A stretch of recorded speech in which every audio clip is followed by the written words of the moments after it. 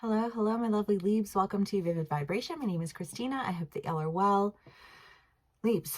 Okay, we have the King and the Orphan. I shuffled like a bunch. The Gnosis, the Animal, the Lover, and Eros. I say that because I had the King and the Orphan in the Gemini read too. But I just feel like this decision of knowing. I don't know, because if you like, I just kind of want to say, I mean, Gnosis is a deep inner knowing. It also reads through a cyclical learning, right? You go through the cycle enough and you realize, like, I just kind of feel like this sense of abandonment, but it's like you go through the cycle enough, you realize that, like, that's not, you're never going to be abandoned. You know what I mean? Like I kind of get this feeling of like, don't cling to things thinking that like this is what's going to save me from being abandoned, because someday I'm going to be abandoned, because that's when you get into those complexes, right? And those dramatic, tumultuous scenarios with other people, is because you're holding on out of fear. And it's like, when you hold on out of fear, you cycle yourself through an abandonment pattern.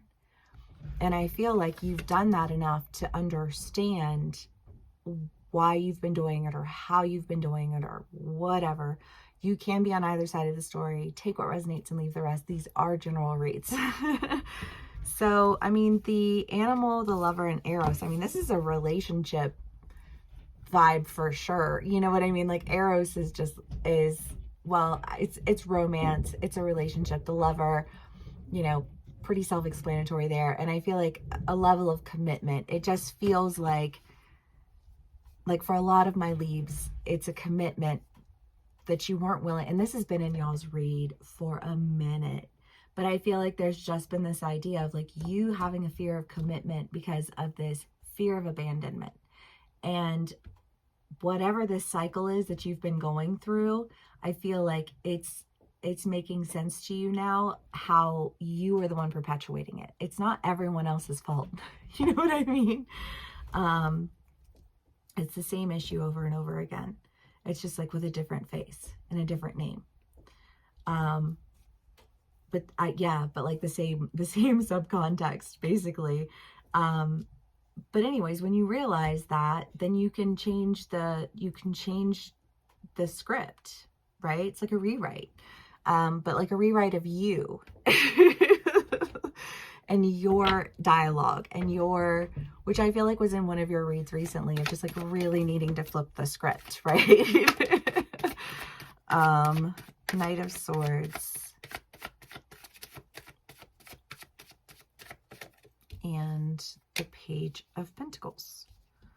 Well, this is like an offer. I mean, the Knight of Swords is like speaking on something. The Page of Swords is, like taking the good and going. But I just feel like, again, there's this like speaking on taking your good and going. I almost feel like it's like this, like a sharing of the cyclical process of learning.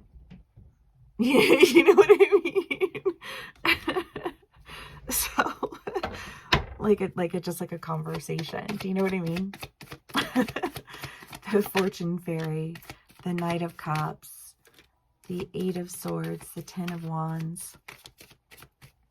Yeah, because it's just this idea of like, I'm tired of always missing out. I'm tired of always feeling like I have to look over my shoulder. Like, I don't really trust anybody. Like, I don't, but it's like when you behave that way, you attract people who will prey on that. You know what I mean?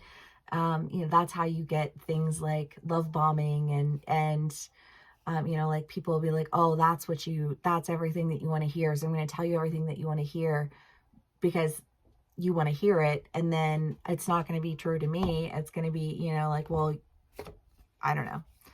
And I feel like just this idea of holding on to, like wanting a relationship, wanting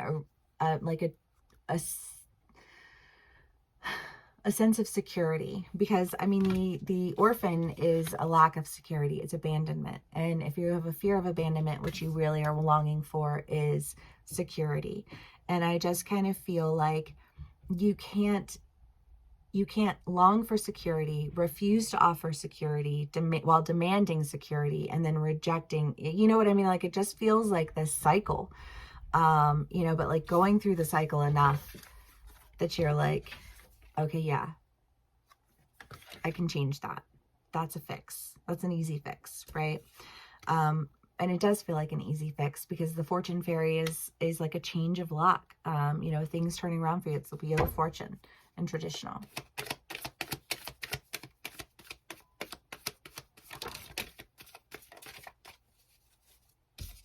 The Hierophant and the Seven of Wands. Well, you know, again, it's like that. I mean, the Seven of Wands is kind of that idea of backing out of the battles.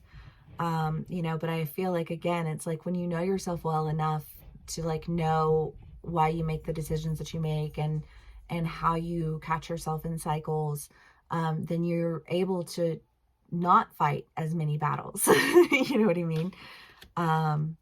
I feel like you're able to move past them because there's not that trigger happy battle stance in an attempt to protect yourself, because those walls, right? Y'all have had those walls, those impenetrable walls. Okay, Leaves. The heart. I mean, the heart, the animal, Eros, the lover. I love this for you guys, Leaves.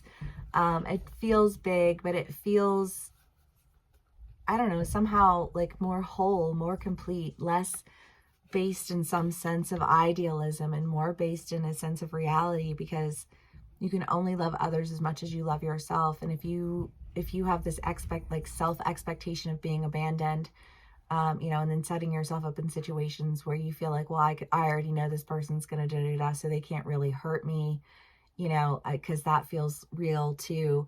And it's like, well, then but you do hear yourself, right? You do hear that, like, you do that to yourself, you know, and it's just kind of like, I don't know.